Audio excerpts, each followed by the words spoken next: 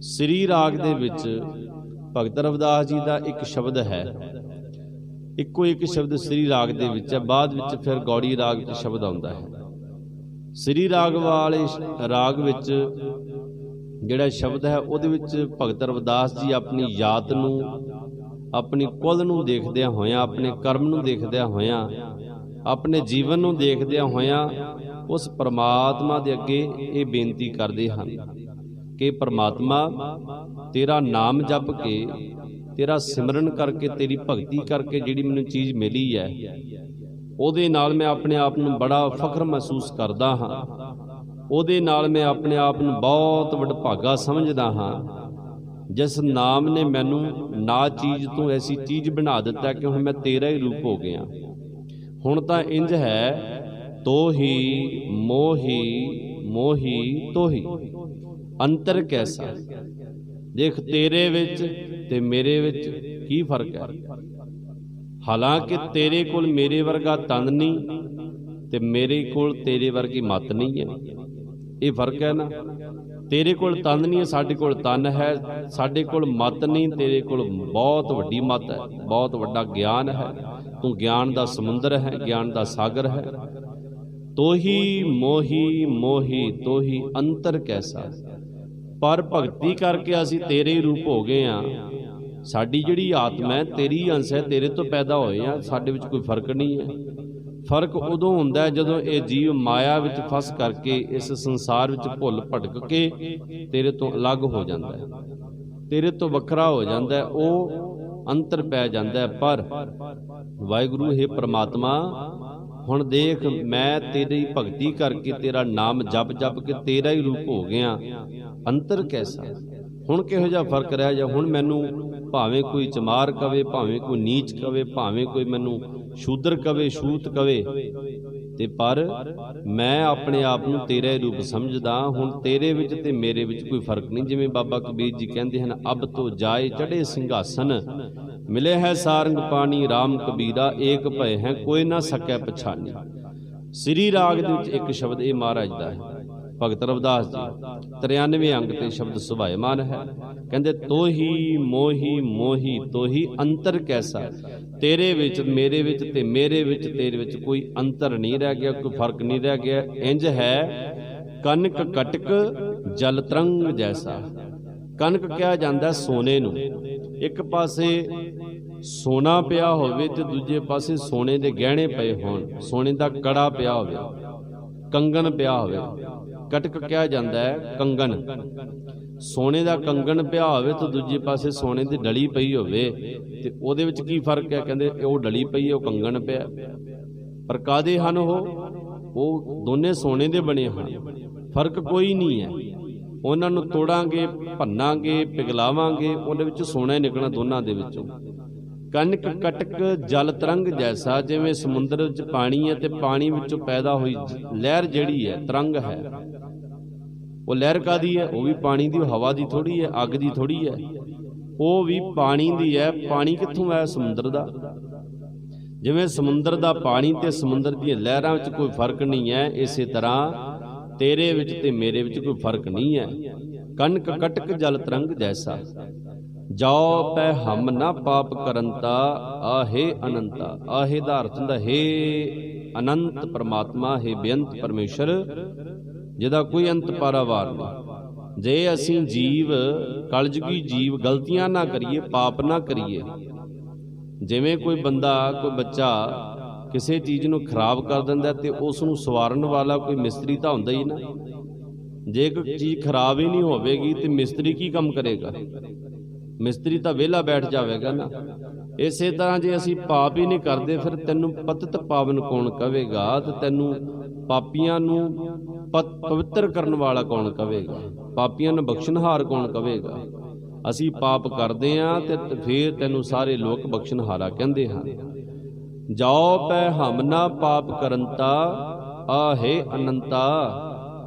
ਪਤਿਤ ਪਾਵਨ ਨਾਮ ਕੈਸੇ ਹੁੰਦਾ? ਫਿਰ ਤੇਰਾ ਨਾਮ ਕਿਵੇਂ ਹੁੰਦਾ? ਪਤਿਤ ਪਾਵਨ, ਬਖਸ਼ਣਹਾਰ, ਕਿਰਪਾ ਨਿਧਾਨ। ਇਦਾਂ ਦੇ ਨਾਮ ਕਿੱਥੋਂ ਪੈਦਾ ਹੋਣੇ ਸੀ ਜੇ ਅਸੀਂ ਪਾਪ ਹੀ ਨਾ ਕਰਦੇ। ਅਸੀਂ ਪਾਪੀ ਆ ਤੇ ਤੂੰ ਸਾਨੂੰ ਬਖਸ਼ਣਹਾਰ ਹੈ, ਤੇ ਤੂੰ ਕਿਰਪਾ ਕਰ ਮੈਨੂੰ ਬਖਸ਼, ਮੈਨੂੰ ਪਤਿਤ ਤੋਂ ਪਾਵਨ ਕਰ ਦੇ। ਤੇਰੀ ਕਿਰਪਾ ਦੇ ਨਾਲ ਅਸੀਂ ਪਤਿਤ ਪਾਵਨ ਹੋ ਸਕਦੇ ਹਾਂ। ਰਹਾਓ। ਵਿਸ਼ਰਾਮ ਦੇ ਕਰਕੇ ਭਗਤ ਜੀ ਅੱਗੇ ਕਹਿੰਦੇ, ਤੁਮ ਜੋ ਨਾਇਕ ਅਛਹੁ ਅੰਤਰਜਾਮੀ। ਅਛ ਦਾ ਅਰਥ ਹੈ ਤੂੰ ਸਾਡਾ ਨਾਇਕ ਹੈ ਤੇ ਸਾਰਿਆਂ ਦੇ ਦਿਲਾਂ ਦੀ ਜਾਣਨ ਵਾਲਾ ਹੈ।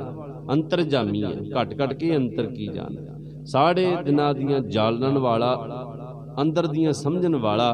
ਜਿਹੜੀਆਂ ਗੱਲਾਂ ਆਪਾਂ ਕਿਸੇ ਤੋਂ ਛੁਪਾ ਕੇ ਰੱਖੀਆਂ ਹਨ, ਸਾਰਿਆਂ ਤੋਂ ਛੁਪਾ ਕੇ ਰੱਖੀਆਂ, ਤੂੰ ਉਹ ਵੀ ਗੱਲਾਂ ਜਾਣਦਾ ਹੈ।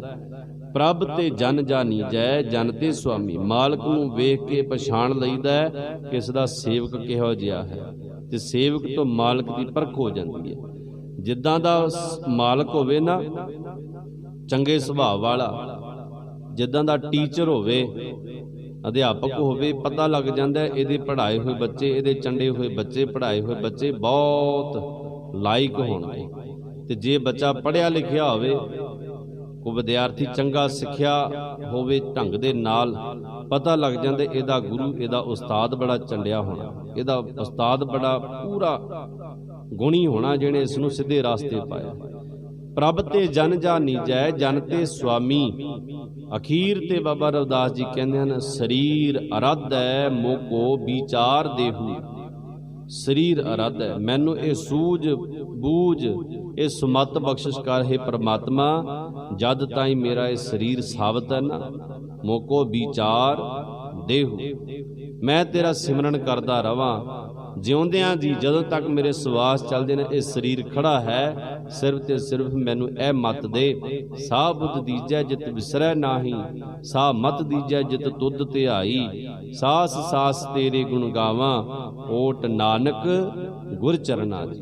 ਮੈਨੂੰ ਇਹ ਵਿਚਾਰ ਦੇ, ਇਹ ਸੁਮਤ ਦੇ, ਮੈਂ ਸਦਾ ਹੀ, ਜਦੋਂ ਤੱਕ ਮੇਰਾ ਸਰੀਰ ਜੀਵਤ ਹੈ, ਜਦੋਂ ਤੱਕ ਮੇਰੇ ਅੰਦਰ ਸਵਾਸ ਚੱਲਦੇ ਹਨ, ਜਦੋਂ ਤੱਕ ਮੇਰੇ ਅੰਦਰ ਆਤਮਾ ਜਿਉਂਦੀ ਹੈ, ਕੀਰਤਨ ਨਾਮ ਸਿਮਰਤ ਰਹੋ ਜਬ ਘਟ ਸਾਸ। ਜਦੋਂ ਤੱਕ ਅੰਦਰ ਸਵਾਸ ਚੱਲਦੇ ਹਨ, ਮਹਾਰਾਜ ਤੇਰੀ ਕੀਰਤੀ ਕਰਦਾ ਰਵਾਂ, ਤੇਰੇ ਗੁਣ ਗਾਉਂਦਾ ਰਵਾਂ। ਤੇ ਬਾਬਾ ਰਵਿਦਾਸ ਜੀ ਕਹਿੰਦੇ, ਰਵਿਦਾਸ ਸਮਦਲ ਸਮਝਾਵੈ ਕੋ, ਦਲਾਂ ਵਿੱਚ ਸਮਾਨ ਵਰਤਨ ਵਾਲਾ, ਸਭ ਜੀਵਾਂ ਵਿੱਚ ਵਿਆਪਕ। ਸਮਾਨ ਦਾ ਅਰਥ ਹੁੰਦਾ ਇੱਕ ਰਸ, ਸਾਰੇ ਦਲਾਂ ਦੇ ਵਿੱਚ, ਸਾਰੇ ਜੀਵਾਂ ਦੇ ਵਿੱਚ, ਸਾਰੇ ਘਟਾਂ ਦੇ ਵਿੱਚ, ਸਾਰੇ ਲੋਕਾਂ ਦੇ ਵਿੱਚ।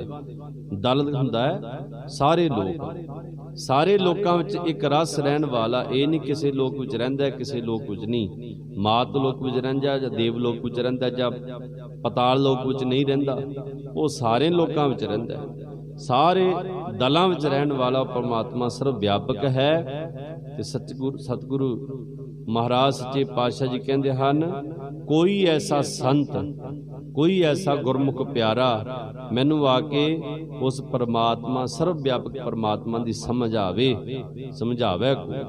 ਰਵਿਦਾਸ ਸਮਦਲ ਸਮਝਾਵੇ ਕੋ, ਕੋਈ ਐਸਾ ਸੰਤ ਮੈਨੂੰ ਸਮਝਾ ਦੇਵੇ ਉਹ ਪਰਮਾਤਮਾ ਕਿੱਥੇ ਕਿੱਥੇ ਰਹਿ ਰਿਹਾ, ਸਰਵ ਵਿਆਪਕ, ਉਹਨੂੰ ਕਿਵੇਂ ਦੇਖੀਦਾ ਹੈ, ਤੇ ਮੈਂ ਉਸ ਗੁਰਮੁਖ ਪਿਆਰੇ ਦੇ ਵੀ ਚਰਨ ਧੋ ਧੋ ਕੇ ਪੀਵਾਂ।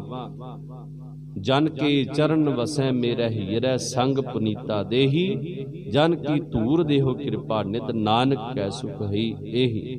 ਜਿਵੇਂ ਬਾਬਾ ਰਵਿਦਾਸ ਜੀ ਮਹਾਰਾਜ ਕਹਿੰਦੇ ਹਨ ਕਿ ਗੁਰਮੁਖਾਂ ਦੀ ਸੰਗਤ ਦੇ, ਰੱਬ ਦੇ ਨਾਲ ਜੁੜੀਆਂ ਹੋਈਆਂ ਰੂਹਾਂ ਦੇ ਦਰਸ਼ਨ ਕਰਾ, ਜਿਨ੍ਹਾਂ ਦੇ ਨਾਲ ਮੈਂ ਆਪਣੇ ਸਰੀਰ ਨੂੰ ਤੇਰੇ ਨਾਮ ਦੇ ਵਿੱਚ, ਤੇਰੀ ਸੇਵਾ ਵਿੱਚ ਜੋੜ ਕੇ ਰੱਖਾਂ। ਰਹਿੰਦੀ ਜ਼ਿੰਦਗੀ ਤੱਕ ਮੇਰਾ ਸਰੀਰ, ਮੇਰਾ ਮਨ ਤੇਰਾ ਨਾਮ ਜਪਦਾ ਰਵੇ, ਮੈਨੂੰ ਹੋਰ ਕੁਝ ਨਹੀਂ ਚਾਹੀਦਾ। ਇਸ ਕਰਕੇ ਤੁਮਰੇ ਭਜਨ ਕਟਹਿ ਜੰਫਾਸਾ, ਭਗਤ ਹੇਤ ਗਾਵੈ ਰਵਿਦਾਸਾ। ਭਗਤੀ ਪ੍ਰਾਪਤ ਕਰਨ ਵਾਸਤੇ ਮੈਂ ਤੇਰੇ ਗੁਣ ਗਾਉਂਦਾ ਹਾਂ। ਅੱਜ ਦੇ ਇਸ ਦੀਵਾਨ ਦੇ ਸਿਰਫ ਤੇ ਸਿਰਫ ਆਪਾਂ ਸ੍ਰੀ ਰਾਗ ਵਾਲਾ ਸ਼ਬਦ ਵਿਚਾਰਿਆ ਹੈ। ਕੱਲ੍ਹ ਨੂੰ ਕੋਸ਼ਿਸ਼ ਕਰਾਂਗੇ ਵਧੇਰੇ ਸ਼ਬਦ ਆਪਾਂ ਵਿਚਾਰਾਂਗੇ, 1 2 3 ਜਾਂ ਵੱਧ ਵੀ ਸ਼ਬਦ ਵਿਚਾਰ ਸਕਦੇ ਜੇ ਸਮਾਂ ਹੋਇਆ। ਆਪਾਂ ਸਹਿਜੇ ਸਹਿਜੇ ਉਹਨਾਂ ਦੀ ਬਾਣੀ ਦੇ ਦਰਸ਼ਨ ਕਰਨੇ, ਵਿਚਾਰ ਕਰਨੀ ਹੈ। ਇਹ ਮਹਾਰਾਜ ਕਿਰਪਾ ਕਰਨ, ਸਾਡੇ ਸਿਰ ਤੇ ਮਿਹਰ ਭਰਿਆ ਹੱਥ ਰੱਖ ਕੇ ਭਗਤ ਜੀ ਦੀ ਬਾਣੀ ਦੀ ਵਿਚਾਰ ਸਾਡੇ ਹਿਰਦਿਆਂ ਵਿੱਚ ਵਸਾਉਣ, ਤਾਂ ਜੋ ਸਾਨੂੰ ਵੀ ਜ਼ਿੰਦਗੀ ਦੇ ਵਿੱਚ ਗੁਰਬਾਣੀ ਦਾ ਰਸ ਪ੍ਰਾਪਤ ਹੋਵੇ ਜੀ।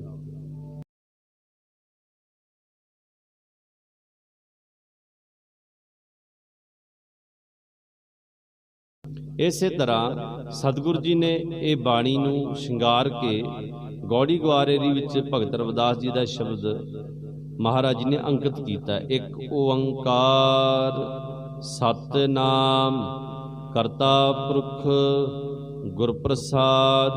ਇਹ ਛੋਟਾ ਮੂਲ ਮੰਤਰ ਹੈ। ਇਸ ਨੂੰ ਕਿਹਾ ਜਾਂਦਾ ਹੈ ਮੰਗਲਾਚਾਰ, ਮੰਗਲਾਚਰਨ ਕਿਹਾ ਜਾਂਦਾ, ਛੋਟਾ ਮੰਗਲਾਚਰਨ। ਸਤਿਗੁਰੂ ਜੀ ਦੀ ਮੌਜ ਹੈ, ਵੱਡਾ ਵੀ ਲਿਖ ਸਕਦੇ ਸਨ, ਪਰ ਸਤਿਗੁਰੂ ਜੀ ਨੇ ਕਈ ਜਗ੍ਹਾ ਇੱਕ ਓੰਕਾਰ ਸਤਿਗੁਰ ਪ੍ਰਸਾਦ ਵੀ ਲਿਖਿਆ, ਇੱਕ ਓੰਕਾਰ ਸਤਨਾਮ ਕਰਤਾ ਪੁਰਖ ਗੁਰ ਪ੍ਰਸਾਦ ਦਾ ਲਿਖਿਆ। ਉਹ ਜਿਹੜਾ ਇੱਕੋ ਇੱਕ ਪਰਮੇਸ਼ਰ ਹੈ, ਤਿੰਨ ਸ਼ਕਤੀਆਂ ਤੋਂ ਵੱਡਾ, ਤਿੰਨਾਂ ਦੇਵਤਿਆਂ ਤੋਂ ਵੱਡਾ, ਤਿੰਨ ਬਿਮਾਰੀਆਂ ਤੋਂ ਪਰੇ ਹੈ, ਆਦਿ ਵਿਆਧੀ ਉਪਾਧੀ ਤਿੰਨਾਂ ਗੁਣਾਂ ਵਿੱਚ ਨਹੀਂ ਆਉਂਦਾ, ਰਜੋਗੁਣੀ ਤਮੋਗੁਣੀ ਸਤੋਗੁਣੀ ਇਹਨਾਂ ਤੋਂ ਨਿਰਲੇਪ ਹੈ। ਉਹਦਾ ਨਾਮ ਰਹਿੰਦੀ ਦੁਨੀਆ ਤੱਕ ਸਤ ਰਹੇਗਾ, ਸ਼ੁਰੂ ਤੋਂ ਲੈ ਕੇ ਹੁਣ ਤੱਕ ਸਤ ਹੈ। ਸਾਰਿਆਂ ਨੂੰ ਬਣਾਉਣ ਵਾਲਾ ਕਰਤਾ ਹੈ ਤੇ ਸਾਰਿਆਂ ਵਿੱਚ ਸਮਾਇਆ ਹੋਇਆ ਪੁਰਖ ਹੈ।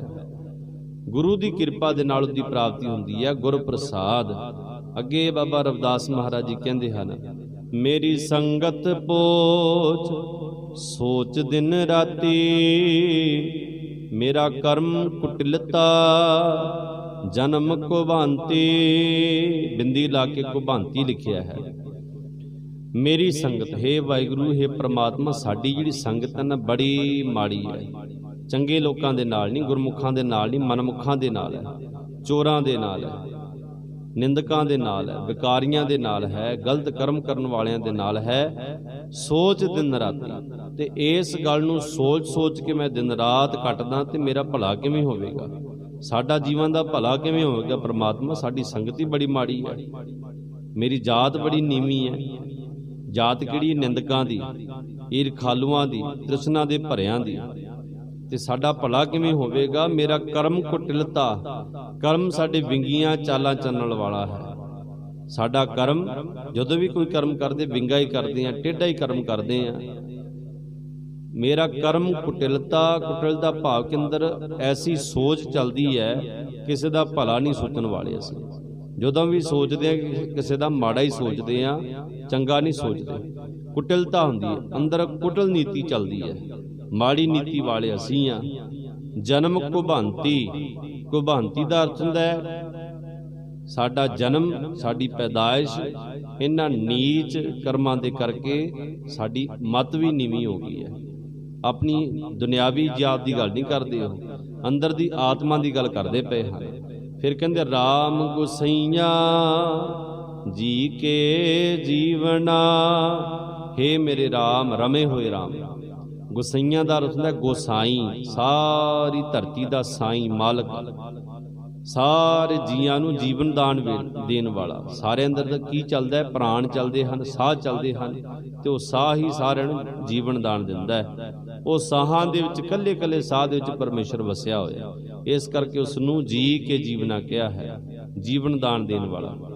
ਮੋਹਿ ਨਾ ਵਿਸਾਰੋ ਮੈਂ ਜਨ ਤੇਰਾ, ਮੈਨੂੰ ਵਿਸਾਰ ਨਾ ਕਰ, ਮੈਨੂੰ ਨਾ ਭੁਲਾਈ ਹੈ ਪ੍ਰਮਾਤਮਾ, ਕਿਉਂਕਿ ਮੈਂ ਤੇਰਾ ਬੜਾ ਹੀ ਅਲਪਗ ਜਿਹਾ ਜੀਵਾਂ, ਬੜਾ ਨਿਮਾਣਾ ਜਿਹਾ, ਬੜਾ ਹੀ ਗਰੀਬ ਜਿਹਾ, ਬੜਾ ਹੀ ਨੀਵੀਂ ਜਾਤ ਦਾ। ਇਹ ਪੰਡਿਤ ਪ੍ਰੋਹਤ ਇਹ ਮੈਨੂੰ ਦੇਖ ਕੇ ਸਿਖਾਉਂਦੇ ਨਹੀਂ, ਪਰ ਤੂੰ ਨਾ ਮੈਨੂੰ ਵਿਸਾਰੀ।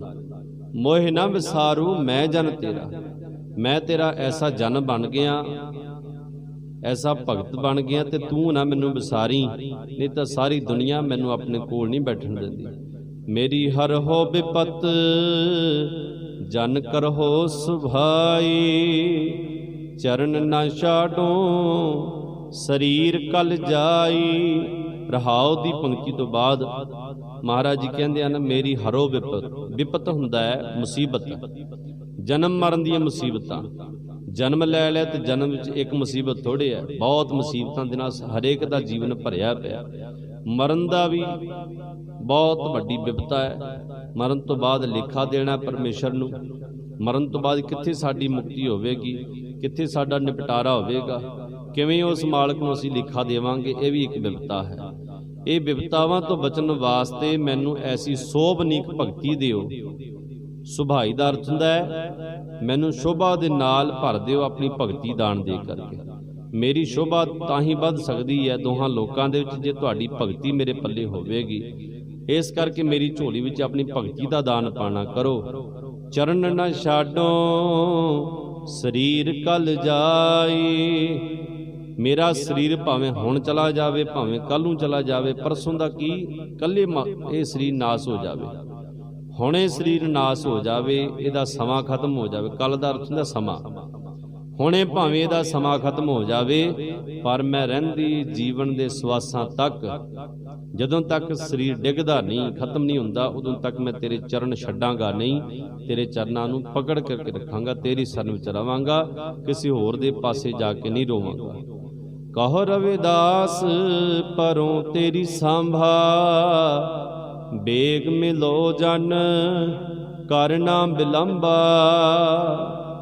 ਰਵਿਦਾਸ ਮਹਾਰਾਜ ਕਹਿੰਦੇ, ਹੇ ਪਰਮੇਸ਼ਰ, ਮੈਂ ਤੇਰੀ ਸ਼ਰਨ ਵਿੱਚ ਪਿਆ ਹਾਂ, ਤੇਰੀ ਪਨਾਹ ਵਿੱਚ ਆਇਆ ਹਾਂ। ਸਾਂਭਾ ਦਾ ਅਰਥ ਹੈ ਪਨਾਹ। ਤੇਰੀ ਪਨਾਹ ਵਿੱਚ ਆਇਆ ਹਾਂ ਤੇ ਬੇਗ ਮਿਲੋ। ਬੜਾ ਚਿਰ ਹੋ ਗਿਆ ਹੁਣ ਤੇਰੇ ਦਰਸ਼ਨ ਕੀਤਿਆਂ ਹੋਇਆਂ, ਕਦੇ ਕਦੇ ਝਲਕਾਰਾ ਪੈ ਜਾਂਦਾ। ਹੁਣ ਤਾਂ ਝਲਕਾਰਾ ਪੈ ਨੂੰ ਬਹੁਤ ਚਿਰ ਹੋ ਗਿਆ। ਬਹੁਤ ਜਨਮ ਵਿਚਰੇ ਥੇ ਮਾਧੋ, ਇਹ ਜਨਮ ਤੁਮਾਰੇ ਲੇਖੇ। ਕਹਿ ਰਵਿਦਾਸ ਆਸ ਲਗ ਜੀਵੋ, ਚਿਰ ਭਇਓ ਦਰਸ਼ਨ ਦੇਖੇ। ਬੇਗ ਮਿਲੋ, ਛੇਤੀ ਮਿਲਣਾ ਕਰੋ, ਹੁਣ ਦੇਰ ਨਾ ਲਾਓ। ਬਿਲੰਬਾ ਨਾ ਕਰੋ, ਬਿਲੰਬਤ ਨਾ ਕਰੋ, ਦੇਰੀ ਨਾ ਲਾਓ। ਮੈਨੂੰ ਆਪਣੇ ਦਾਸ ਨੂੰ ਮਿਲਣਾ ਕਰੋ। ਵਾਹਿਗੁਰੂ ਜੀ।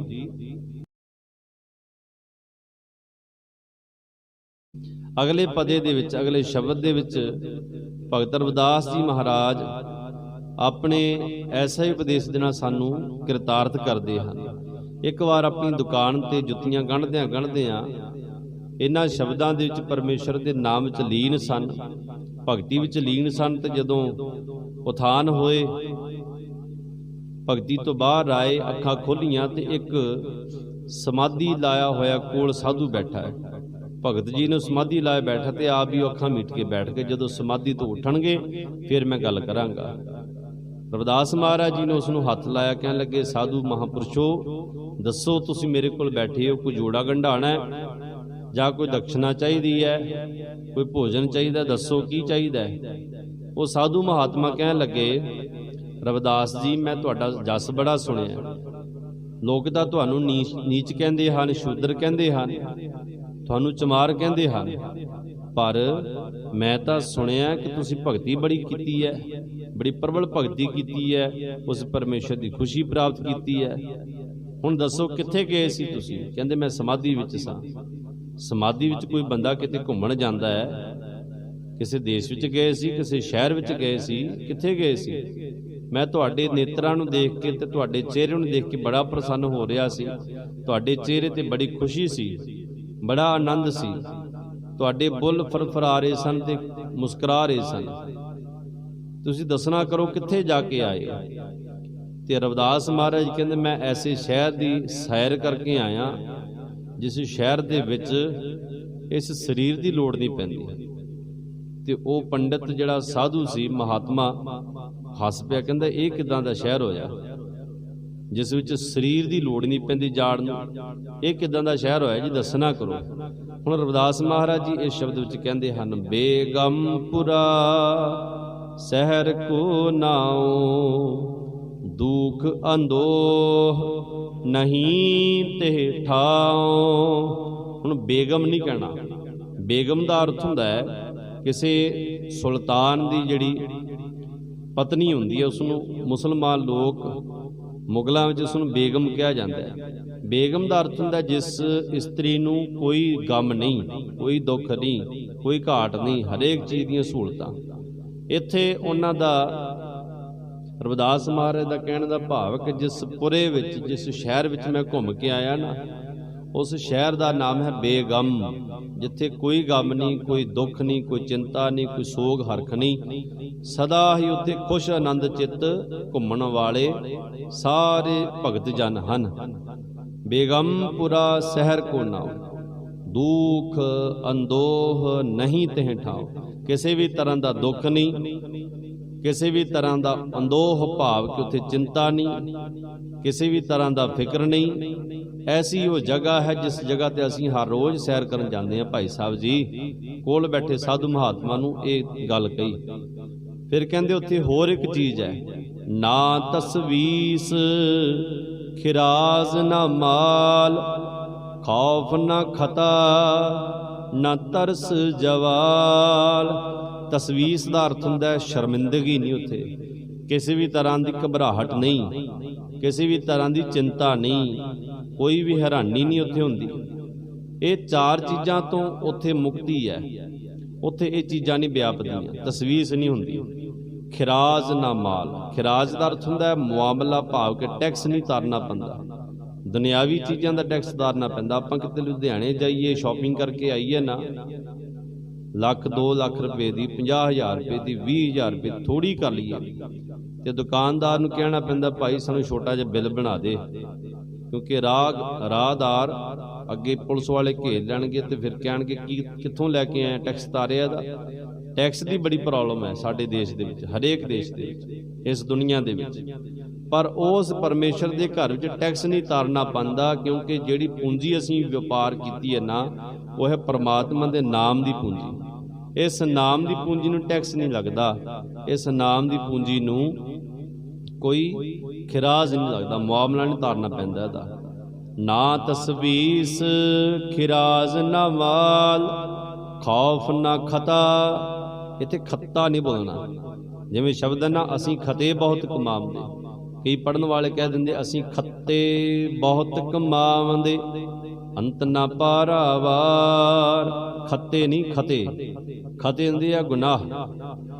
उत्थे कोई गुनाह करन दा खतरा नहीं, उत्थे गुनाह हुंदा ही नहीं बंदे दे कोलों, क्योंकि उस शहर दे विच एंट्री वो कर सकदा है जिहड़ा गुनाहगार नहीं, जिहदियां आदतां नहीं बणियां गुनाह करन दियां, जिहदी आदत नहीं बनी कोई गलती करन दी, वो उत्थे गलती करन वाला उत्थे जांदा ही नहीं अंदर। खौफ ना खता ना तरस जवाल। कोई बंदा दुखी होवे ते उहदे वाल देख के सानूं तरस आ जांदा है ना। दुनियावी दुनिया दे विच कोई भिखारी दुखी है, कोई बीमार है बहुत दुखी है, कोई गरीबी दे नाल बहुत दुखी है, कोई कर्जे दे नाल बहुत दुखी है, जिन्हों देख के सानूं बड़ा दुख लगदा, तरस आ जांदा विचारे ते। हे परमात्मा इहदा भला कर दे, तरस आ जांदा ना। पर उस शहर दे विच ऐसे गुरमुख भगत जन पहुंचे हन, दुख तां उन्हां नूं होणगे, मेरे वर्गे गरीबी विच तां होणगे। रविदास महाराज कहंदे कंगाल तां होणगे, पर उन्हां नूं कंगालता सताउंदी नहीं, उन्हां नूं गरीबी सताउंदी नहीं, पर रहिंदे हो आनंद विच। पाछे आनंद प्रभ कीता, आगे सुख मेरे मीता, पाछे आनंद प्रभ कीता, परमेसर बनत बनाई, फिर डोलत कतहु नाई। वो डोलदे नहीं फिर हुण, ऐसे आनंद विच रहिंदे हन। किसी भी तरह का खौफ, किसी भी तरह का खतरा, किसी भी तरह का टैक्स देण दा घबराहट, किसी भी तरह की शर्मिंदगी, कोई चिंता उन्होंने व्यापदी नहीं। खौफ ना खता ना तरस जवाल। जवाल का अर्थ हुंदा उत्थे किसी भी प्रकार का घाटा नहीं, किसी भी तरह की उन्होंने गिरावट नहीं पैंदी, सदा ही लाहा ही लाहा है। क्योंकि जिस शहर विच भाव के जिहड़ी समाधि ला के मैं उठिया हुण, इस समाधि विच देखण वाला कहेगा कि टाइम खराब करदा पिया, टाइम बड़ा बर्बाद हो गया।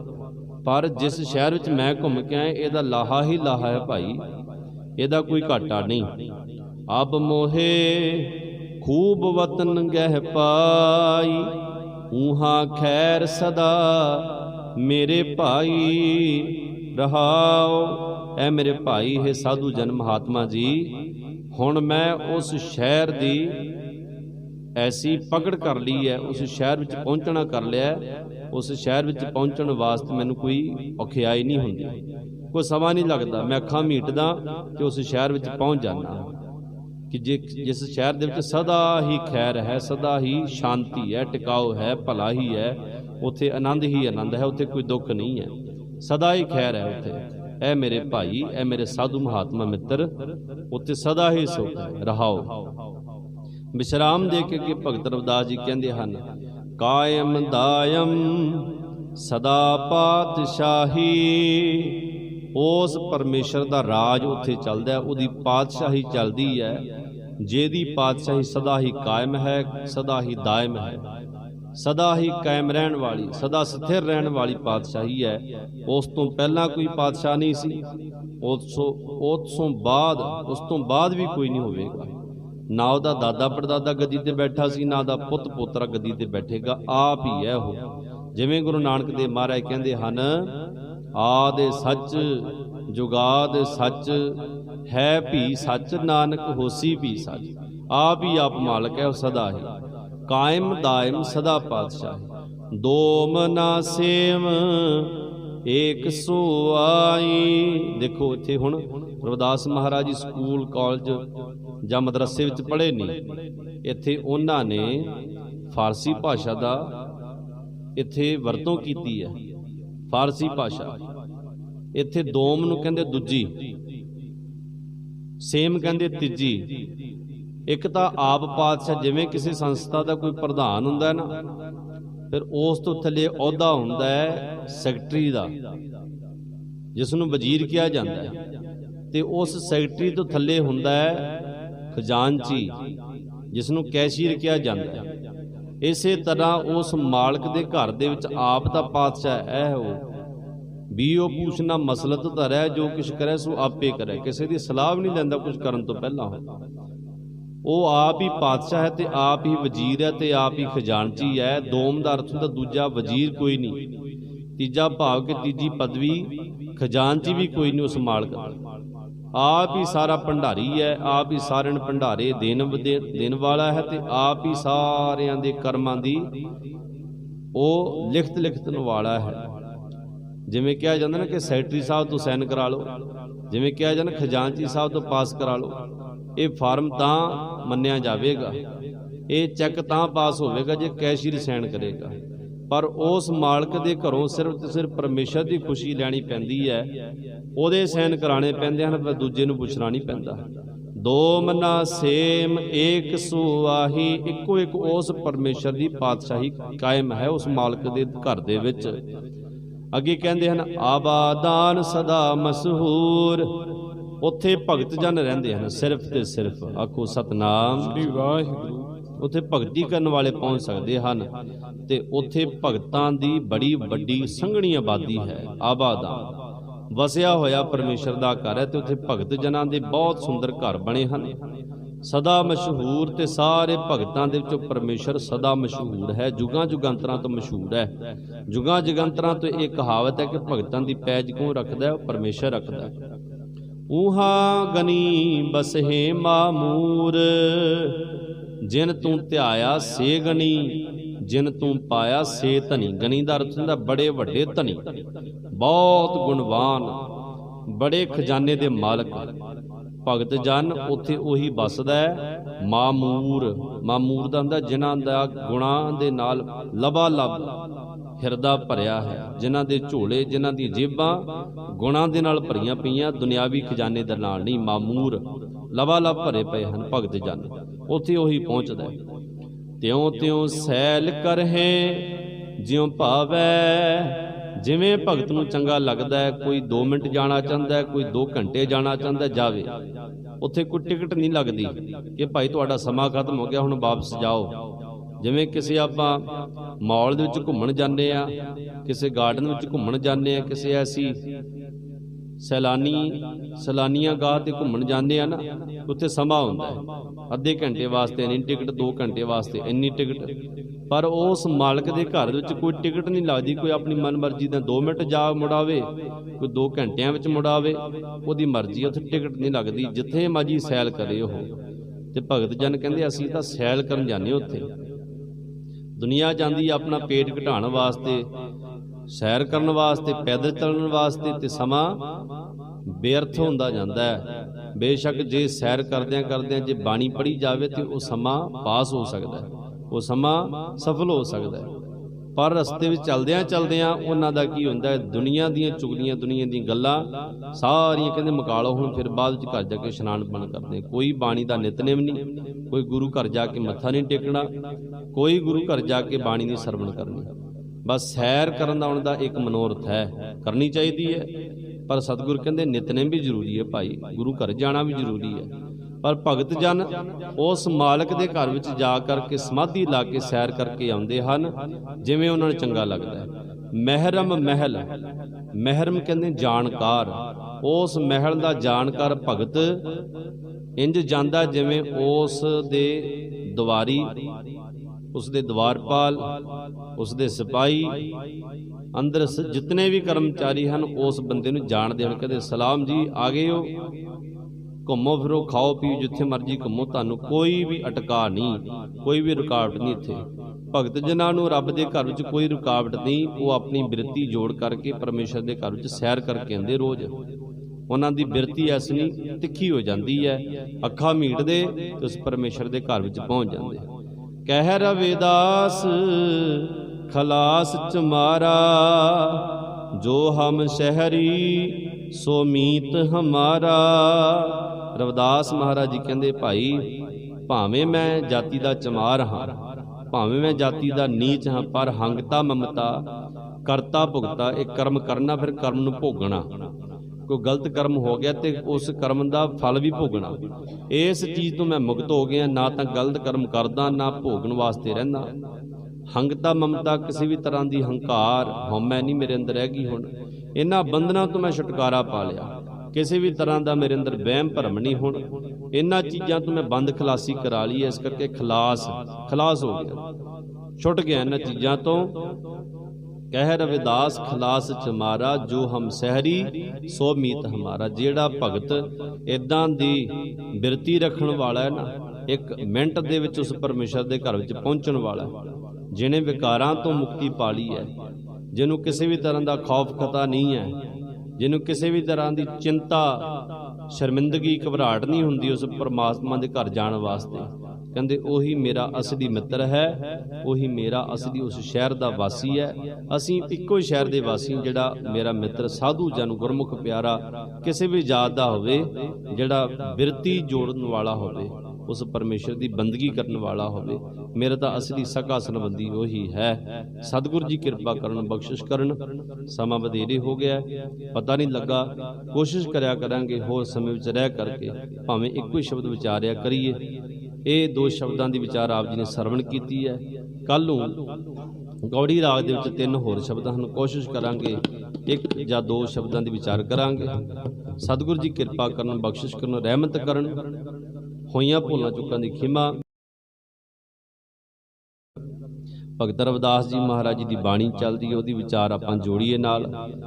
ਤੇ ਕੱਲ ਆਪਾਂ ਵਿਚਾਰ ਕੀਤੀ ਸੀ ਕਿ ਇੱਕ ਵਣਜਾਰਾ ਆਇਆ ਭਗਤ ਰਵਿਦਾਸ ਜੀ ਕੋਲ। ਆਪਾਂ ਉਸ ਸਾਖੀ ਨੂੰ ਦੁਬਾਰਾ ਸੁਣਨਾ ਕਰੀਏ, ਕਿਉਂਕਿ ਉਸ ਨੂੰ ਜੋੜਨ ਵਾਸਤੇ, ਅਗਲੀ ਵਿਚਾਰ ਜੋੜਨ ਵਾਸਤੇ ਇਹ ਜ਼ਰੂਰੀ ਹੈ। ਵਣਜਾਰਾ ਕਹਿਣ ਲੱਗਾ, ਭਗਤ ਜੀ ਮੈਂ ਦੇਖਦਾ ਤੁਹਾਡੇ ਘਰ ਗਰੀਬੀ ਬੜੀ ਹੈ, ਤੁਹਾਡੇ ਘਰ ਬਹੁਤ ਕੰਗਾਲਤਾ, ਤੇ ਹਰੇਕ ਸਾਧੂ ਸੰਤ ਤੁਹਾਨੂੰ ਮਿਲ ਕੇ ਜਾਂਦਾ ਤੇ ਤੁਸੀਂ ਉਹਦੀ ਸੇਵਾ ਜ਼ਰੂਰ ਕਰਦੇ ਹੋ। ਕੋਈ ਗਰੀਬ ਗੁਰਬਾ ਆ ਜਾਂਦਾ, ਉਹਦੀ ਸੇਵਾ ਕਰਦੇ ਹੋ, ਤੇ ਮੈਨੂੰ ਬੜਾ ਤਰਸ ਆਉਂਦਾ। ਤੁਸੀਂ ਇੰਝ ਕਰੋ, ਆਪਣਾ ਬਿਜ਼ਨਸ ਵਧਾਓ, ਆਪਣਾ ਵਪਾਰ ਵਧਾਓ। ਤੇ ਭਗਤ ਜੀ ਕਹਿਣ ਲੱਗੇ, ਕਿਵੇਂ ਵਪਾਰ ਨੂੰ ਵਧਾਇਆ ਜਾਵੇ? ਉਹ ਕਹਿਣ ਲੱਗਾ, ਤੁਸੀਂ ਕੁਝ ਨਹੀਂ ਕਰਨਾ, ਬਸ ਜੇ ਤੁਹਾਡੇ ਕੋਲ ਥੋੜੀ ਜਿਹੀ ਮਾਇਆ ਤੇ ਉਹਦੇ ਨਾਲ ਇੱਕ ਬਲਦ ਲੈ ਲਓ। ਉਸ ਬਲਦ ਨੂੰ ਮੈਂ ਲੈ ਜਾਵਾਂਗਾ, ਤੇ ਮੇਰੇ ਕੋਲ ਕਈ ਗੱਡੇ ਹਨ ਤੇ ਗੱਡਿਆਂ ਨੂੰ ਚਲਾਉਣ ਵਾਸਤੇ ਬਲਦ ਚਾਹੀਦੇ ਹੁੰਦੇ ਆ। ਮੈਂ ਵਪਾਰੀ ਹਾਂ, ਵਣਜਾਰਾ ਹਾਂ, ਤੇ ਉਸ ਤੋਂ ਜਿਹੜੀ ਕਮਾਈ ਹੋਵੇਗੀ, ਅੱਧੀ ਕਮਾਈ ਤੁਹਾਡੀ, ਅੱਧੀ ਮੇਰੀ। ਜੇ ਤੁਹਾਨੂੰ ਮਨਜ਼ੂਰ ਹੈ ਤੇ ਮੈਨੂੰ ਇੱਕ ਬਲਦ ਲੈ ਦਿਓ। ਤੇ ਭਗਤ ਜੀ ਕਹਿਣ ਲੱਗੇ, ਮੇਰੇ ਕੋਲ ਤਾਂ ਪਹਿਲਾਂ ਹੀ ਬਲਦ ਰੱਖਿਆ ਭਾਈ, ਪਰ ਬਲਦ ਮੇਰਾ ਬੜਾ ਕਮਜ਼ੋਰ ਹੈ। ਮੈਂ ਹਰ ਰੋਜ਼ ਵਪਾਰ ਕਰਨ ਜਾਂਦਾ, ਬੜਾ ਵਪਾਰ ਕਰਦਾ, ਪਰ ਸਾਡਾ ਜਿਹੜਾ ਬਲਦ ਨਾ ਬੜਾ ਕਮਜ਼ੋਰ ਹੈ। ਜੇ ਤੂੰ ਉਹ ਲੈਣਾ ਚਾਹੁੰਦਾ ਤੇ ਲੈ ਲੈ, ਜਾਂ ਮੈਨੂੰ ਇਹੋ ਜਿਹਾ ਕੋਈ ਵਣਜਾਰਾ ਮਿਲਾ ਦੇ ਕਿ ਜਿਹੜਾ ਮੈਂ ਸਮਾਨ ਲੱਦਿਆ ਤੇ ਉਸ ਸਮਾਨ ਨੂੰ ਕੋਈ ਲੈ ਜਾਵੇ ਤੇ ਉਹ ਵਪਾਰ ਕਰਕੇ ਆਵੇ ਦੂਰ ਦੂਰ ਜਾ ਕੇ। ਉਹ ਬੜਾ ਹੈਰਾਨ ਹੋਇਆ, ਕਹਿੰਦਾ ਮੈਂ ਤਾਂ ਕਦੇ ਦੇਖਿਆ ਨਹੀਂ ਤੁਹਾਨੂੰ ਕਿ ਤੁਸੀਂ ਵਪਾਰ ਕਰਦੇ ਹੋ, ਵਣਜ ਕਰਦੇ ਹੋ। ਕਿਹੜਾ ਤੁਹਾਡੇ ਕੋਲ ਬਲਦ ਹੈ? ਆਹ ਇੱਕ ਝੁੱਗੀ ਹੈ, ਇਹਦੇ ਵਿੱਚ ਤੁਸੀਂ ਬਲਦ ਕਿੱਥੇ ਰੱਖਿਆ? ਮੈਂ ਤਾਂ ਕਦੇ ਦੇਖਿਆ ਨਹੀਂ।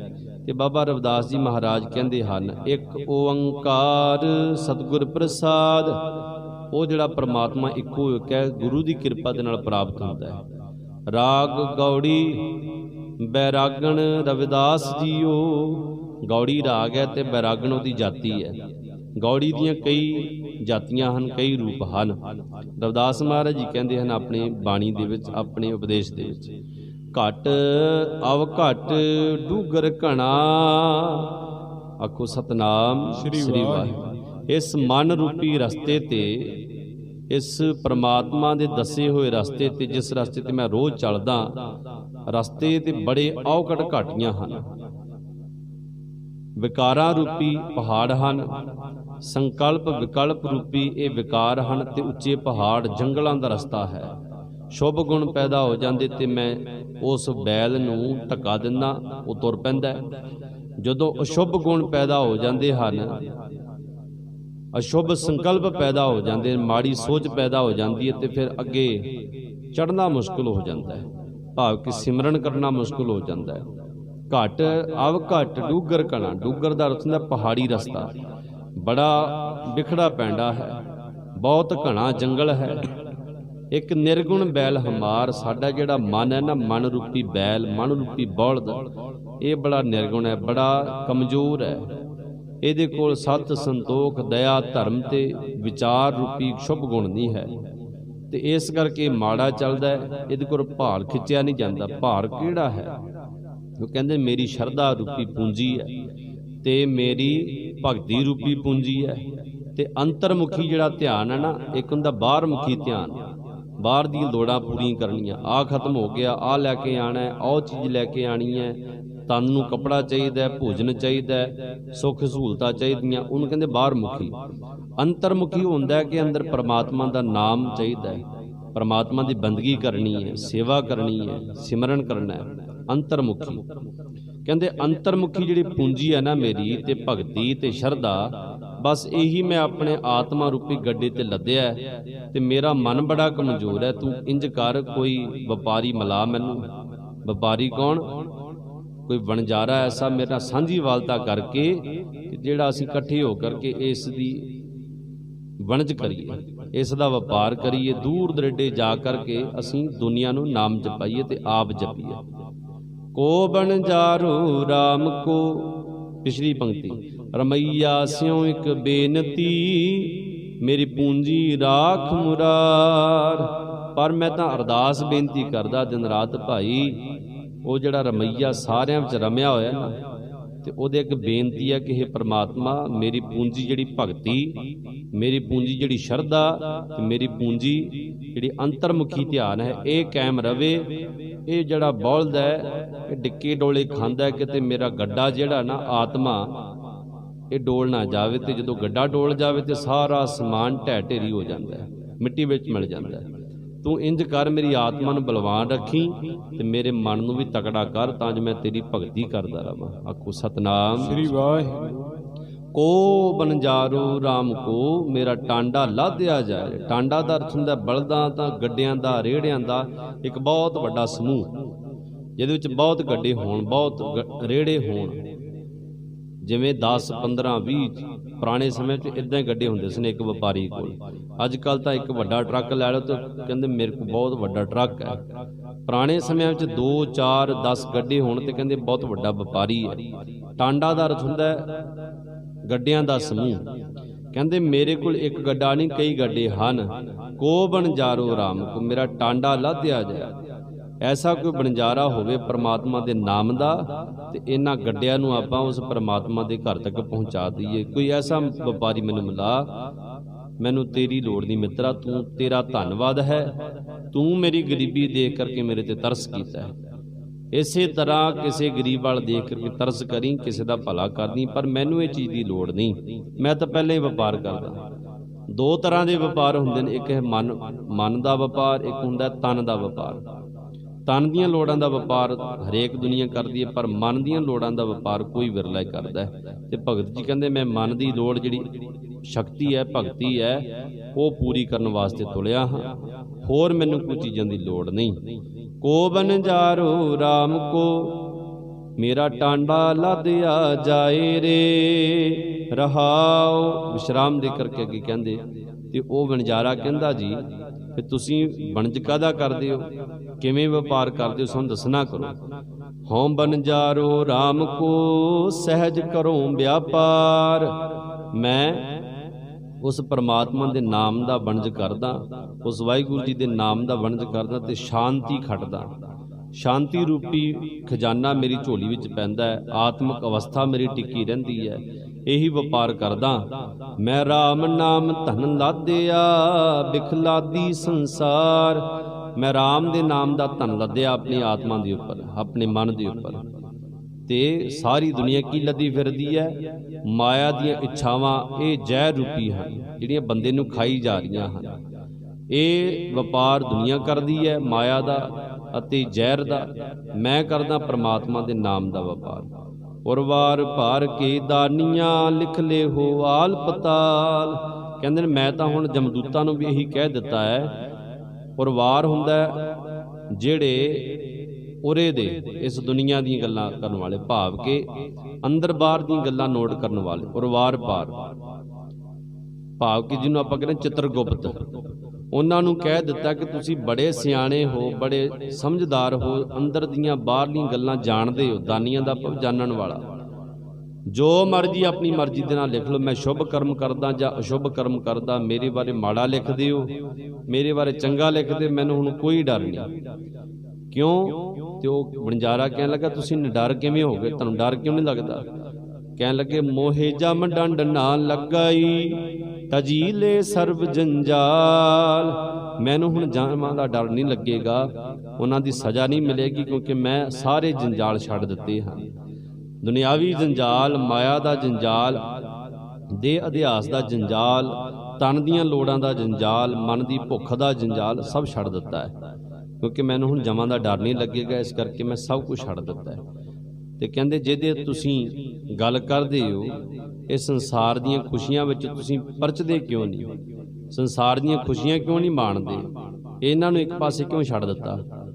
ते ओह रविदास महाराज जी कहंदे हन, कहंदे जैसा रंग कसुंभ का तैसा संसार। जिवें कसुंभे दा फुੱਲ हुंदा ना, उहदा रंग बड़ा कच्चा हुंदा है, हत्थ लाइए तो हत्थां नूं रंग लग जांदा है। कोला मगदा होवे ते इंज लगदा जिवें फुੱਲ कसुंभे दा फुੱਲ खिड़िया है, जिहनूं हत्थ लाइए तो हत्थ सड़ जांदा है। इस करके मैं दुनिया के जितने भी रंग तमाशे हैं, ये जीवन नूं साड़न वाले हैं ते कच्चे रंग हैं। थोड़े समय वास्ते ये रंग चढ़दा है, खुशी मिलदी, बाद विच फिर दुख विच तब्दील हो जाती है। ते ओह वणजारा कहण लगा जिहदी तुसीं बंदगी करदे हो, जिहदी भगती करदे हो, उहदा रंग कैसा है, उहदा आनंद कैसा है? ते रविदास महाराज जी कहंदे मेरे रमैया रंग मजीठ का कहो रविदास चमार। कहंदे भलिया मैं तां एक अदना जिहा चमार जाति दा एक बंदा, गरीब जिहा, निमाणा जिहा, कंगाल जिहा बंदा, ते ओह परमेश्वर ने किरपा कीती, मैनूं इस मैले कुचैले तन वाले नूं उस परमेश्वर ने आनंद दा पक्का रंग चढ़ा दिता है कि हुण मैंने जीवन दे विचों ये रंग नहीं कदे जावेगा। पक्के रंग वाला परमेश्वर दा प्यार है।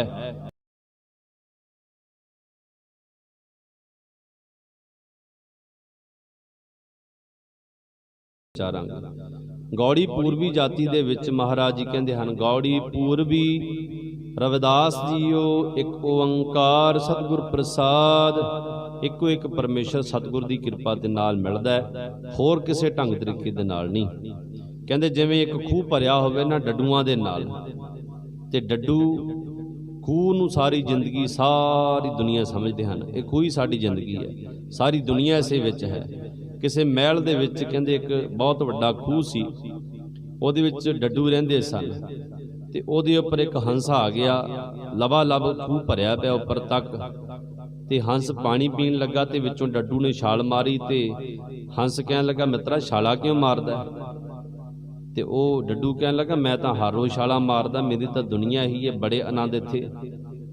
ते ओह हंस कहण लगा तूं तां बस छोटे ਜਿਹੇ खूह नूं देख के छाला मारी जा रहा है, चल मैं तैनूं वड्डा सागर दिखाना, वड्डा समुंदर दिखाना, जिथे तू छालां दा की छाला मार मार के ते कोई समुंदर खत्म नहीं होना। कहंदा तेरा जिहड़ा समुंदर है, सागर है, मान सरोवर है, वो किड्डा क वड्डा है, ਉਹਦੇ आनंद किड्डे वड्डे ਹਨ। ਤੇ ਉਹ ਕਹਿਣ ਲੱਗਾ, हंस ਕਹਿਣ ਲੱਗਾ ਉਹ ਤਾਂ ਬਹੁਤ ਵੱਡਾ ਹੈ, बहुत ਵੱਡਾ। ਉਹ ਫਿਰ ਡੱਡੂ ਨੇ ਛਾਲ ਮਾਰੀ ਛੋਟੀ ਜੀ, ਇੱਕ ਕਿਨਾਰੇ ਤੋਂ ਥੋੜਾ ਜਿਹਾ ਅੱਗੇ ਗਿਆ, ਕਹਿੰਦਾ ਐਡਾ ਕ ਵੱਡਾ ਸਾਗਰ ਹੋਣਾ? हंस ਕਹਿਣ ਲੱਗਾ ਨਹੀਂ, ਐਡਾ ਵੱਡਾ ਨਹੀਂ। ਡੱਡੂ ਨੇ ਦੂਜੀ ਛਾਲ ਮਾਰੀ ਤੇ ਖੂਹ ਦੇ ਵਿਚਕਾਰ ਚਲਾ ਗਿਆ, ਕਹਿੰਦਾ ਐਡਾ ਕ ਵੱਡਾ ਤਾਂ ਹੋਣਾ ਹੀ ਹੈ। हंस ਕਹਿਣ ਲੱਗਾ ਨਹੀਂ ਮਿੱਤਰਾ, ਐਡਾ ਵੱਡਾ ਵੀ ਨਹੀਂ ਹੈ। ਡੱਡੂ ਨੇ ਤੀਸਰੀ ਛਾਲ ਮਾਰੀ ਤੇ ਤੀਸਰੇ ਹਿੱਸੇ ਤੱਕ ਭਾਵ ਕਿ ਜਿੱਥੇ ਖੂਹ ਖਤਮ ਹੁੰਦਾ ਤਾਂ ਥੋੜਾ ਪਿੱਛੇ ਰਹਿ ਗਿਆ। ਤੇ ਹੰਸ ਕਹਿਣ ਲੱਗਾ, ਨਹੀਂ ਮਿੱਤਰਾ, ਐਡਾ ਕੁ ਵੀ ਨਹੀਂ ਹੈ, ਮਾਨ ਸਰੋਵਰ ਤਾਂ ਬਹੁਤ ਵੱਡਾ ਹੁੰਦਾ ਹੈ, ਤੂੰ ਕਿੱਥੇ ਬੈਠਾ। ਤੇ ਜਦੋਂ ਡੱਡੂ ਨੇ ਚੌਥੀ ਛਾਲ ਮਾਰੀ ਤੇ ਖੂਹ ਖਤਮ ਹੋ ਗਿਆ, ਕਹਿਣ ਲੱਗੇ ਇਹ ਤੋਂ ਵੱਡਾ ਨਹੀਂ ਹੋ ਸਕਦਾ, ਜੇ ਹੋਵੇਗਾ ਫਿਰ ਤੂੰ ਝੂਠ ਬੋਲਦਾ, ਮੈਂ ਨਹੀਂ ਮੰਨਦਾ ਤੈਨੂੰ। ਤੇ ਇਸੇ ਤਰ੍ਹਾਂ ਗੁਰਮੁਖ ਜਿਹੜੇ ਹੁੰਦੇ ਹਨ, ਸਾਨੂੰ ਗ੍ਰਸਤੀਆਂ ਨੂੰ ਸਮਝਾਉਂਦੇ, ਸਾਡੇ ਗ੍ਰਸਤੀਆਂ ਦੀਆਂ ਲੋੜਾਂ ਇਹ ਸੰਸਾਰ ਹੀ ਸਭ ਕੁਝ ਹੈ, ਇੱਥੇ ਹੀ ਸਵਰਗ ਹੈ, ਕਹਿੰਦੇ ਇੱਥੇ ਹੀ ਨਰਕ ਹੈ। ਜਿਵੇਂ ਕੋਈ ਕਹਿੰਦੇ ਗ੍ਰਸਤੀ ਸੀ, ਉਹਦੇ ਕੋਲ ਮਹਾਂਪੁਰਸ਼ ਆ ਗਏ, ਮਹਾਂਪੁਰਸ਼ ਕਹਿਣ ਲੱਗੇ ਗੁਰਮੁਖਾਂ ਪਰਮਾਤਮਾ ਦੀ ਭਜਨ ਦੀ, ਪਰਮਾਤਮਾ ਦੀ ਬੰਦਗੀ ਦਾ ਵੀ ਆਨੰਦ ਲੈ ਲੈ, ਦੁਨੀਆ ਦੇ ਰੰਗ ਤਮਾਸ਼ਿਆਂ ਦੇ ਆਨੰਦ ਮਾਣੀ ਜਾ ਰਿਹਾ। ਤੇ ਉਹ ਗ੍ਰਸਤੀ ਕਹਿਣ ਲੱਗਾ, ਮਹਾਂਪੁਰਖੋ ਪਰਮਾਤਮਾ ਦੀ ਬੰਦਗੀ ਦਾ ਆਨੰਦ ਕੈਸਾ ਹੈ, ਕਿੱਡਾ ਕੁ ਹੋਵੇਗਾ। ਉਹ ਕਹਿਣ ਲੱਗਾ ਜੀ ਬਹੁਤ ਵੱਡਾ ਹੈ। ਮਹਾਤਮਾ ਕਹਿਣ ਲੱਗੇ ਉਹਦਾ ਆਨੰਦ ਤਾਂ ਦੱਸਿਆ ਨਹੀਂ ਜਾ ਸਕਦਾ। ਤੇ ਗ੍ਰਸਤੀ ਕਹਿਣ ਲੱਗਾ ਅੱਛਾ ਫਿਰ ਮੈਂ ਦੱਸਦਾ ਤੁਹਾਨੂੰ ਉਹਦਾ ਆਨੰਦ ਕਿੱਡਾ ਹੋਵੇਗਾ। ਜਿਵੇਂ ਕਿਸੇ ਬੰਦੇ ਦੀ ਮੰਗਣੀ ਨਾ ਹੁੰਦੀ ਹੋਵੇ, ਅਚਾਨਕ ਉਹਦੀ ਮੰਗਣੀ ਹੋ ਜਾਵੇ, ਉਹਨੂੰ ਕਿੰਨੀ ਖੁਸ਼ੀ ਹੁੰਦੀ ਹੈ, ਐਦਾਂ ਦੀ ਖੁਸ਼ੀ ਹੋਵੇਗੀ ਉਹ। ਤੇ ਮਹਾਂਪੁਰਸ਼ ਹੱਸਣ ਲੱਗ ਪਏ, ਕਹਿੰਦੇ ਕਿਹੜੀਆਂ ਗੱਲਾਂ 'ਚ ਬੈਠਾ, ਨਹੀਂ ਐਡਾ ਆਨੰਦ ਨਹੀਂ ਉਹਦਾ, ਪਰਮਾਤਮਾ ਦੀ ਭਜਨ ਦਾ ਇਤਨਾ ਆਨੰਦ ਨਹੀਂ ਹੈ, ਬਹੁਤ ਜ਼ਿਆਦਾ ਹੈ। ਤੇ ਉਹ ਗ੍ਰਸਤੀ ਕਹਿਣ ਲੱਗਾ ਫਿਰ ਇੰਝ ਹੈ ਕਿ ਜੇ ਉਹਦੇ ਸਹੁਰੇ ਵਿਆਹ ਨਾ ਦਿੰਦੇ ਹੋਣ, ਅਚਾਨਕ ਵਿਆਹ ਦੀ ਤਰੀਕ ਮਿੱਥੀ ਜਾਵੇ ਤੇ ਉਸ ਬੰਦੇ ਨੂੰ ਕਿੰਨੀ ਖੁਸ਼ੀ ਹੁੰਦੀ ਹੈ, ਇਹ ਐਡਾ ਕੁ ਵੱਡਾ ਪਰਮਾਤਮਾ ਦੀ ਭਜਨ ਦਾ ਆਨੰਦ ਹੋਵੇਗਾ। ਕਹਿੰਦੇ ਨਹੀਂ, ਇਹ ਵੀ ਬਹੁਤ ਛੋਟੀ ਚੀਜ਼ ਹੈ। ਅੱਛਾ ਜੇ ਕਿਸੇ ਘਰ ਸੰਤਾਨ ਹੋ ਜਾਵੇ, ਪੁੱਤਰ ਹੋ ਜਾਵੇ, ਉਸ ਬੰਦੇ ਨੂੰ ਕਿਤਨੀ ਖੁਸ਼ੀ ਹੁੰਦੀ ਹੈ, ਤਾਂ ਕਹਿੰਦੇ ਨਹੀਂ, ਇਹ ਵੀ ਖੁਸ਼ੀ ਬਹੁਤ ਛੋਟੀ ਹੈ। ਕਹਿੰਦੇ ਮਹਾਂਪੁਰਸ਼ੋ ਕਿਉਂ ਮਜ਼ਾਕ ਕਰਦੇ ਹੋ, ਇਹ ਤੋਂ ਵੱਡੀ ਖੁਸ਼ੀ ਹੋ ਹੀ ਨਹੀਂ ਸਕਦੀ ਦੁਨੀਆ ਦੇ ਉੱਪਰ, ਤੁਸੀਂ ਕਿਹੜੀਆਂ ਗੱਲਾਂ ਵਿੱਚ ਬੈਠੇ ਹੋ। ਇਸੇ ਤਰ੍ਹਾਂ ਸਾਡੇ ਜੀਵਾਂ ਦਾ ਇਹ ਹਾਲ ਹੈ। ਤੇ ਰਵਿਦਾਸ ਮਹਾਰਾਜ ਜੀ ਕਹਿੰਦੇ ਨੇ, ਜਿਵੇਂ ਕੂਪ ਭਰਿਓ ਜੈਸੇ ਦਾਦਰਾ, ਕਛ ਦੇਸ ਵਿਦੇਸ ਨਾ ਬੂਝ। ਜਿਵੇਂ ਖੂਹ ਭਰਿਆ ਹੋਵੇ ਡੱਡੂ ਦਾ, ਡੱਡੂ ਉਸ ਖੂਹ ਨੂੰ ਹੀ ਸਭ ਕੁਝ ਦੁਨੀਆ ਮੰਗਦਾ ਹੈ, ਇਹ ਤੋਂ ਵੱਡਾ ਸੁੱਖ ਕਿਤੇ ਹੋ ਨਹੀਂ ਸਕਦਾ। ਨਾ ਉਹਨੂੰ ਦੇਸ਼ ਦੀ ਸੂਝੀ ਹੈ, ਇਹ ਨਹੀਂ ਪਤਾ ਕਿ ਖੂਹ ਕਿੱਡਾ ਡੂੰਘਾ ਹੈ, ਨਾ ਉਹਨੂੰ ਵਿਦੇਸ਼ ਦੀ ਸੋਝੀ ਹੈ ਕਿ ਪਰਮਾਤਮਾ ਦਾ ਆਤਮਾ ਆਨੰਦ, ਪਰਮਾਤਮਾ ਦਾ ਆਨੰਦ ਕਿੱਡਾ ਵੱਡਾ ਹੈ। ਤੇ ਰਵਿਦਾਸ ਮਹਾਰਾਜ ਕਹਿੰਦੇ ਮੇਰੀ ਵੀ ਹਾਲਤ ਐਸੀ ਹੈ ਪਰਮਾਤਮਾ, ਮੈਨੂੰ ਨਹੀਂ ਪਤਾ ਸਾਡੇ ਅੰਤਰਾਤਮਿਕ ਕਿੱਡਾ ਵੱਡਾ ਖਜ਼ਾਨਾ ਹੈ, ਗੁਣਾਂ ਦਾ, ਸੁੱਖਾਂ ਦਾ ਖਜ਼ਾਨਾ ਹੈ। ਪਰਮਾਤਮਾ ਬੈਠਾ ਹੈ, ਉਹਦਾ ਆਨੰਦ ਮਾਣਨਾ ਕਿੱਡਾ ਵੱਡਾ ਸੁੱਖ ਹੈ, ਦੁਨੀਆ ਦੇ ਸੁੱਖ ਤਾਂ ਕੁਝ ਵੀ ਨਹੀਂ। ਐਸੇ ਮੇਰਾ ਮਨ ਵਿਖਿਆ ਵੀ ਮੋਹਿਆ, ਕਛ ਆਰਾ ਪਾਰ ਨਾ ਸੂਝ। ਇਸੇ ਤਰ੍ਹਾਂ ਰਵਿਦਾਸ ਮਹਾਰਾਜ ਕਹਿੰਦੇ ਮੇਰਾ ਮਨ ਵੀ ਵਿਖਿਆ ਦੇ ਸਵਾਦਾਂ ਦੇ ਵਿੱਚ, ਜ਼ਹਿਰ ਰੂਪੀ ਸਵਾਦਾਂ ਦੇ ਵਿੱਚ ਮੋਹਿਤ ਹੋਇਆ ਪਿਆ। ਇਹਨੂੰ ਨਹੀਂ ਪਤਾ ਕਿ ਪਰਮਾਤਮਾ ਦਾ ਘਰ ਕਿੱਥੇ ਹੈ, ਗੁਰੂ ਨੂੰ ਕਿਵੇਂ ਮਿਲਣਾ ਹੈ, ਗੁਰਮੁਖਾਂ ਦੀ ਸੰਗਤ 'ਚ ਕਿਵੇਂ ਬੈਠਣਾ ਹੈ, ਮੈਨੂੰ ਨਹੀਂ ਪਤਾ। ਬਸ ਮੈਂ ਆਪਣੀਆਂ ਜੀਵਨ ਦੀਆਂ ਲੋੜਾਂ ਪੂਰੀਆਂ ਕਰਨ ਵਾਸਤੇ ਤੁਲਿਆ ਪਿਆ। ਇਹ ਸਾਡੇ ਜੀਵਾਂ ਦੀ ਹਾਲਤ ਦੱਸਦੇ ਹਨ ਰਵਿਦਾਸ ਮਹਾਰਾਜ ਜੀ। ਸਗਲ ਭਵਨ ਕੇ ਨਾਇਕਾ, ਇੱਕ ਛਿਨ ਦਰਸ ਦਿਖਾਏ ਜੀ। ਇਹ ਸਾਰੇ ਭਵਨਾਂ ਦੇ, ਸਾਰੇ ਲੋਕਾਂ ਦੇ ਮਾਲਕ, ਸਾਰਿਆਂ ਦੇ ਨਾਇਕ, ਸਾਰਿਆਂ ਨੂੰ ਪ੍ਰੇਰਣਾ ਕਰਨ ਵਾਲੇ, ਇਹ ਪ੍ਰਮਾਤਮਾ ਮੇਰੇ ਤੇ ਕਿਰਪਾ ਕਰ। ਇੱਕ ਛਿਨ, ਇੱਕ ਘੰਟੇ ਵਾਸਤੇ ਨਹੀਂ, ਇੱਕ ਮਿੰਟ ਵਾਸਤੇ ਨਹੀਂ, ਸਿਰਫ ਇੱਕ ਛਿਨ, ਅੱਖ ਦੇ ਝਮੱਕੇ ਜਿੰਨਾ ਫੋਰ ਦਾ ਸਮਾਂ ਮੈਨੂੰ ਦਰਸ਼ਨ ਦੇ ਦੇ। ਮੈਂ ਬਸ ਇਹੀ ਚਾਹੁੰਦਾ, ਹੋਰ ਕੁਝ ਤੇਰੇ ਕੋਲ ਚਾਹੁੰਦਾ ਨਹੀਂ। ਰਹਾਓ ਵਿਸ਼ਰਾਮ ਦੇ ਕਰਕੇ ਅੱਗੇ ਕਹਿੰਦੇ, ਮਲਨ ਭਈ ਮਤ ਮਾਧਵਾ, ਤੇਰੀ ਗਤ ਲਖੀ ਨਾ ਜਾਏ। ਇਹ ਪ੍ਰਮਾਤਮਾ ਸਾਡੀ ਮਤ ਬੁੱਧ ਮੈਲ ਦੇ ਨਾਲ ਭਰ ਗਈ ਹੈ, ਵਿਕਾਰਾਂ ਦੇ ਨਾਲ, ਵਿਸ਼ਿਆਂ ਦੇ ਨਾਲ ਭਰ ਗਈ ਹੈ, ਤੇ ਤੇਰੀ ਗਤ, ਤੇਰੀ ਮਰਿਆਦਾ ਨੂੰ ਸਮਝ ਨਹੀਂ ਸਕਦੇ। ਤੇ ਤੇਰੀ ਮਰਿਆਦਾ ਨੂੰ ਕੌਣ ਸਮਝ ਸਕਦਾ ਹੈ? ਸਿਰਫ ਤੇ ਸਿਰਫ ਬ੍ਰਹਮ ਗਿਆਨੀ, ਜਿਨ੍ਹਾਂ ਨੇ ਬ੍ਰਹਮ ਨੂੰ ਪ੍ਰਾਪਤ ਕਰ ਲਿਆ, ਉਹੀ ਸਮਝ ਸਕਦੇ ਹਨ ਕਿ ਤੈਨੂੰ ਕਿਵੇਂ ਮਿਲਣਾ ਹੈ। ਕਰੋ ਕਿਰਪਾ ਭ੍ਰਮ ਚੁਕਾਈ, ਮੈਂ ਸੁਮਤ ਦੇਹੋ ਸਮਝਾਏ।